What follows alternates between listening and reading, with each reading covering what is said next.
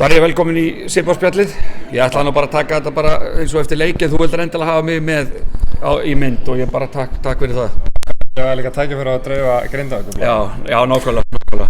Þetta veit að tekið svo sem hérna niður í Laugardalshöll á mánudegi í svona kringum bikarfundin og bikarhelgina, en þetta Sipparspjallið er einmitt bara fyrir þessa bikarvöku og bara fyrsta spurning, hvernig leggst þetta í þig?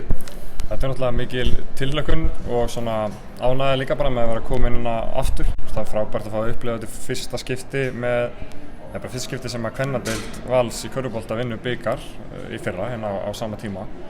Og að fá tækifæri til að endurtaka leikinn eru forréttindi sem við erum sérstaklega ánægð með.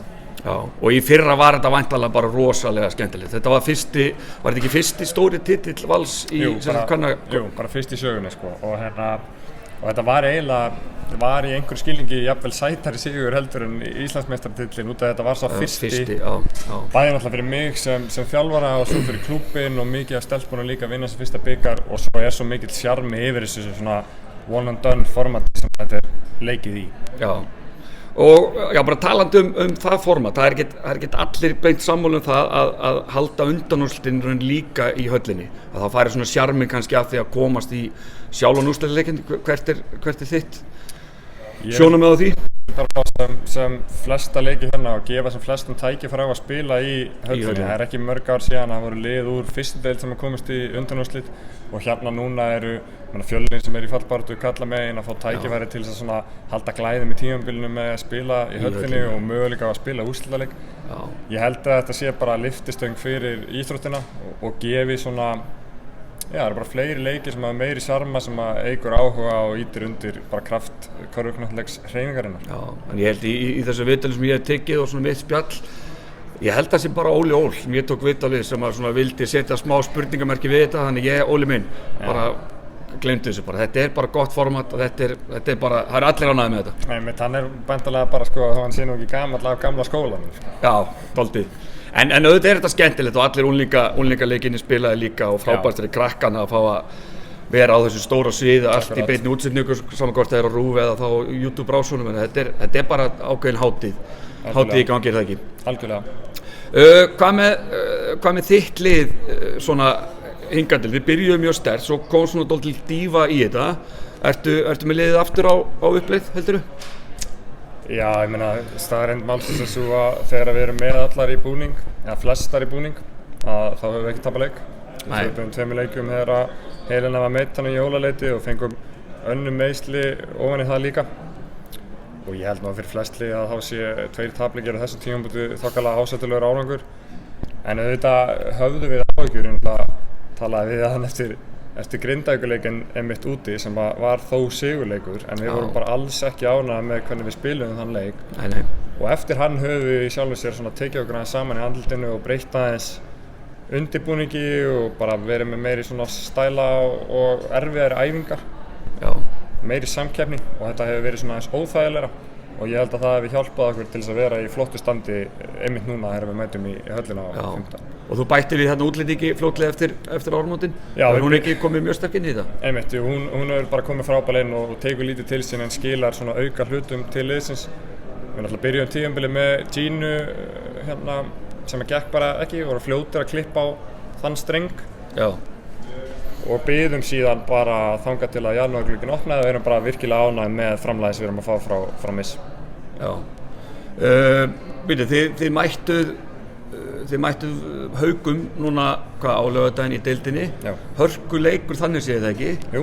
Þannig að allt tal um að þetta sé úrslitaleikur milli ykkar og KR er væntanlega bara vanvirðing við þessi lið bæði þeirri. Já, ég meina Haukar unnu síðasta leikum milli KR. Ég fekk að horfa á þann leik á aðsvöldum og eina af þeim fáum umfram sem allir leikir eru ekki leiknir á sama tíma og þær voru bara góðar og þær voru líka bara góðar á móti okkur í síðasta leik og við þurftum virkilega að hafa fyrir þeim sigri eins og vænta má þegar við erum að tala um lið í úrslitakeppni komið nýjan frábæran hérna Kana.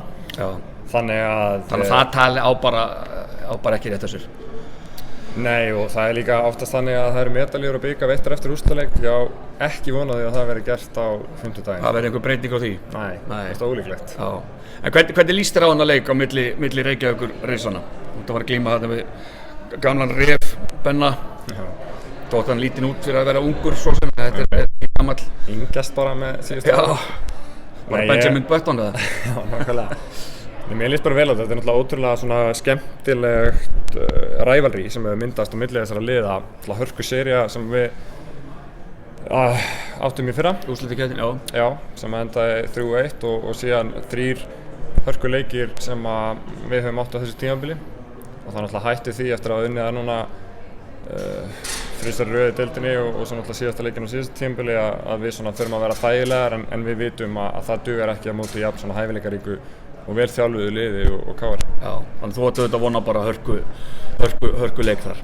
Já, ég meina þetta er eitt af allra bestu liðum deildarinnar og í sjálfu sér svona sögulegt lið sko. Ég held að kvennadeildin á toppi hafi bara sjaldan eða aldrei verið jafn sterk. Þessi KR-hópur er hópur sem að hefði og ætti að hafa orðið Íslandsmeistari á mörgum undanförnum tímabilum. Já, nákvæmlega. Ég ætla svona að nýta mér og reyna að hjálpa kannski liðunum í því að minna á það. Ertu búin að hamra á við þitt stuðningsfólk að ef fólk ætlar að kaupa sér inn á Tix þá verður það að fara inn á sérstakan tengil. Nákvæmlega. Ekki bara eitthvað almennt og finna leikinn.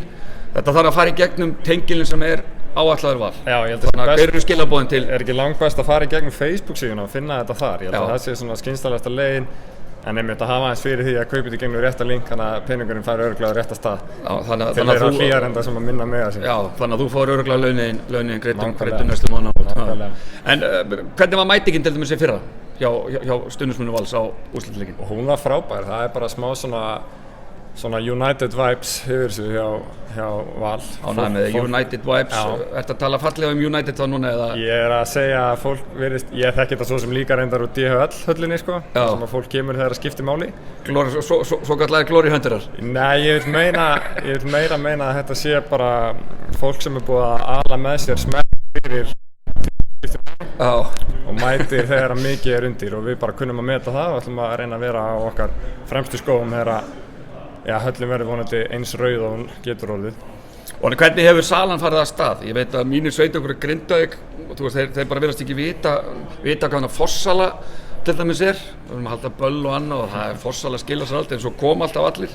Þótt þeir þurfa að borga það meira en þú veist, þetta er svo mikið að peningum í Grindavík að skiptir þá ekki öllum máli. Nei, en svona, hvernig hefur salan farið af stað? Ég bara hef ekki hugmynd það sko. Þeir eru bara slétt saman, þannig séð þitt hlutverk er að undirbúa liðið. Það er það. Já.